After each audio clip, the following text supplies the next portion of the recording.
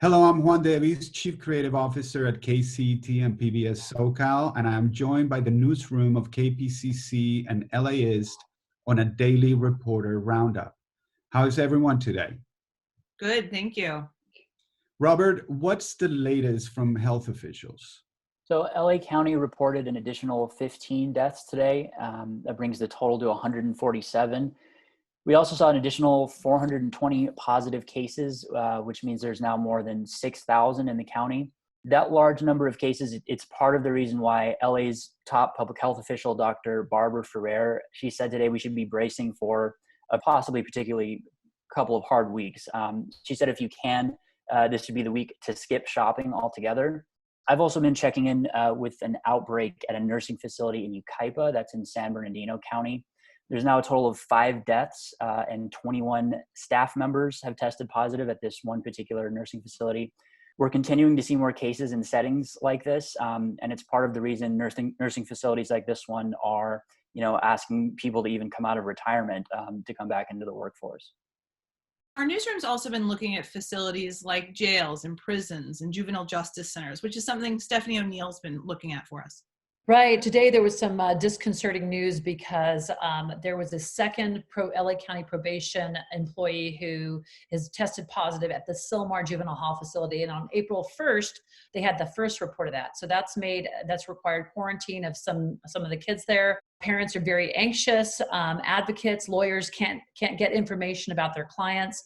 The information they have got is also disconcerting, where we reported that the kids are not social distancing. It's just that the facilities are small and they're eating together. They're sleeping very closely together. And now with positive cases inside, with these 2 employees known to be positive, the concern is more are going to get sick, and potentially these kids who have compromised, some of them have compromised immune systems and so forth, may become ill with the virus. If you have any tips for Stephanie, or really any of us, please do reach out. We'd love to hear from you about this story. California judicial leaders took some major steps today to try to limit the number of people in courthouses or in detention. And that's something our reporter Libby Denkman was following. Yes, Adrienne, the California Judicial Council had its second emergency meeting related to the pandemic this afternoon. It governs courts in the state, and it's headed by State Supreme Court Justice Tani Cantil-Sakaue. And the council voted to approve 11 rule changes for how California courts operate when people are asked to social distance. Those include some big ones. Bail for most misdemeanor and lower level felony offenses will be set at $0, so people whose trials may be delayed won't have to sit in detention. The time frame for most restraining orders is going to be extended, and something that renters and homeowners will really want to hear, the Judicial Council also temporarily suspended all evictions and mortgage foreclosures in the state. So it doesn't matter if that's related to coronavirus or not, all of it is suspended. And most of those changes will go into effect in the next couple of weeks and last 2 to 3 months after the governor's state of emergency order expires. Finally today, our reporter Carla Javier has an update from LAUSD on how distance learning is and maybe isn't going. Yeah, so LAUSD is actually on spring break this week, but Superintendent Austin Buettner still gave that update on distance learning. The district's spending about $100 million on hotspots and devices. That first wave was for high school students. Then Buettner said elementary students who need those devices should get them by May. So far, about 75% of students have logged in on the virtual learning platform or connected with a teacher in another virtual way.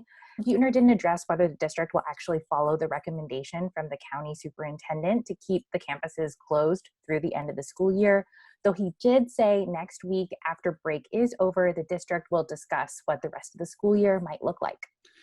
Carla, have you heard from parents directly about how this is impacting the learning of young people at home?